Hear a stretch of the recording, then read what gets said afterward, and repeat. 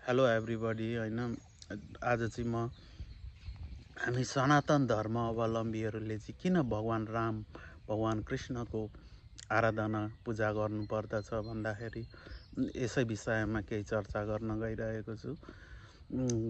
धेरै समय अगाडि स्वामी विवेकानन्दजीले पनि भन्नुहुन्थ्यो कि हामी सनातन धर्म अवलम्बीहरूले ह्युमन फर्म मानव फर्ममा आएको भगवानको पूजा गर्नुपर्छ। जस्तै रामकृष्ण राम भगवान् कृष्ण को पूजा गर्नुपर्दछ भनेर स्वामी विवेकानन्दजीले भन्नुहुन्थ्यो। र उहाँले के पनि भन्नुभएको थियो भने एउटा राँगाले होइन पनि अलिकति ठुलो खालको राँगालाई भगवान् सम्झेर पूजा गरिरहेको ईश्वर मानिरहेको पनि हुनसक्छ भनेर भन्नुहुन्थ्यो। होइन यो सृष्टिमा सबै प्राणी आफ्नो योनिमा खुसी छन्। चराचुरुङ्गीहरू चराचुरुङ्गीको योनिमा खुसी छन्, कमिलाहरू कमिलाकै योनिमा खुसी छन्। होइन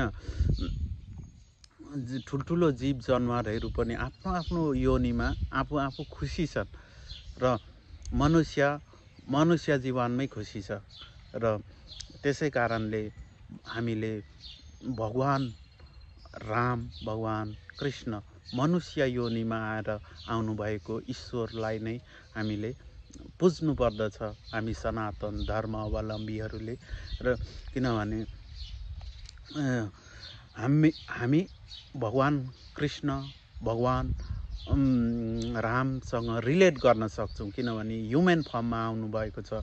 माता सीता माता राधा रानी होइन सँग स्त्रीहरूले रिलेट गर्न सक्छ, पुरुषहरूले भगवान् राम भगवान् कृष्णसँग रिलेट गर्न सकिन्छ।